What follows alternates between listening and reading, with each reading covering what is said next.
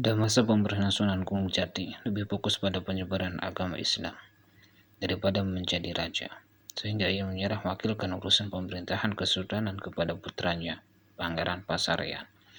Meski telah mewakili Sunan Gunung Jati selama 16 tahun, Pangeran Pasaryan tidak sempat mewarisi tahta kerajaan karena meninggal dunia pada tahun 1546 Masehi di Demak.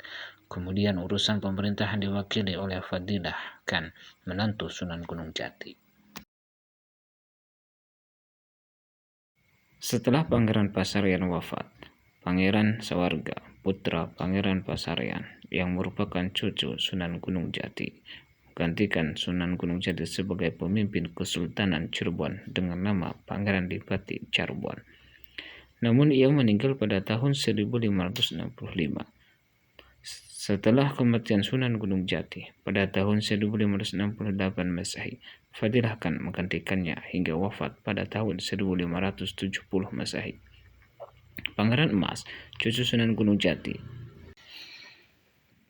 kemudian naik tahta sebagai pemimpin Kesultanan Cirebon, putra Pangeran Suwarga Dipati Cirebon dari perkawinan dengan Nyai Mas Ratu Wanahati Raras. Pangeran Emas atau dikenal sebagai Penambahan Ratu I memerintah Kesultanan Cirebon selama 79 tahun, mulai dari tahun 1570 hingga 1649 Masehi. Pada masa pemerintahannya tidak ada masalah karena kondisi Cirebon pada masa itu sangat kondusif dan tidak ada ancaman dari kerajaan Sunda dan Banten. Terjalin pula hubungan erat dengan kerajaan Pajang dan hubungan dagang dengan luar negeri berjalan lancar. Pelabuhan-pelabuhan juga terjaga keamanannya, sehingga kapal dagang asing banyak singgah untuk melakukan transaksi dengan masyarakat Cirebon. Pada masa pemerintahan Penambahan Ratu I, Kesultanan Cirebon tidak melebarkan wilayahnya karena terjepit di antara Banten dan Mataram yang lebih kuat secara militer. Meskipun begitu, Cirebon masih dihormati oleh kedua kerajaan tersebut karena dianggap sebagai tahta leluhur Banten dan sebagai guru dan keramat Mataram. Cirebon bahkan menjadi teladan bagi Mataram dalam beberapa hal, seperti pembangunan Stinggil di Keraton Cirebon dan menggunakan makam keramat Sunan Gunung Jati sebagai contoh untuk makam di Wonogiri. Pada tahun 1636 Masehi, Penambahan Ratu diundang ke Mataram untuk memperbesar kewibawaan Kesuhunan dalam sidang raya kerajaan Mataram. Pada masa Penambahan Ratu I, Cirebon lebih dekat dengan Mataram daripada Banten. Putri Ratu Ayu Sakhlo, kakak perempuan Penambahan Ratu I, menikah dengan Sultan Agung Mataram dan memiliki putra Susuhunan Amangkurat I. Salah satu putrinya menikah dengan Penambahan Girlia dari Cirebon. Kota mengelilingi Keraton Cirebon dibangun pada sekitar 1590 sebagai persembahan Senapati Mataram untuk Penambahan Ratu I. Setelah Penambahan Ratu I meninggal pada 1649 Masehi, cucunya Pangeran Putra menggantikannya sebagai kepala pemerintahan Cirebon dan bergelar Penambahan Adining Kusuma atau Penambahan Ratu II. Setelah meninggal, ia lebih dikenal sebagai Penambahan Girilaya dan dimakamkan di Bukit Girilaya di sebelah timur Wonogiri, Yogyakarta. Pada masa pemerintahan Penambahan Ratu II, Cirebon menghadapi masalah politik saat Raja Mataram, Amangkurat I, meminta Penambahan Ratu II untuk membujuk Banten agar bersahabat dengan Mataram dan menghentikan serangannya terhadap Belanda. Namun upaya Penambahan Ratu II untuk membujuk Banten gagal dan menyebabkan Amangkurat I merasa kecewa dan mengundang Penambahan Ratu II ke Mataram untuk menghadiri upacara penghormatan.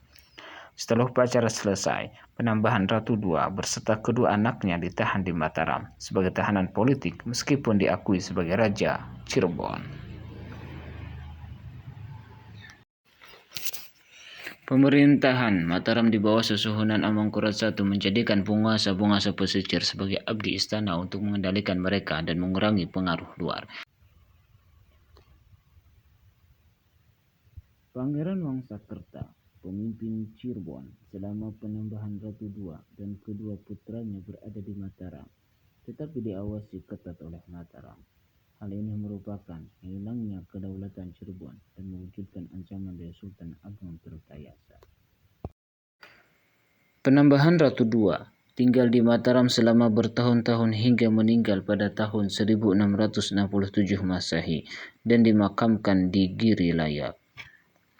Setelah itu, ia dikenal sebagai Penembahan Giri Laya. Pada tahun 1677 Masehi, Raden Trunojoyo menyerang Keraton Mataram dan berhasil membebaskan kedua pangeran Cirebon dari cengkraman Sunan Amangkurat I. Kedua pangeran tersebut dibawa ke Kediri dan kemudian diambil oleh utusan Sultan Agung Tirtayasa ke Banten.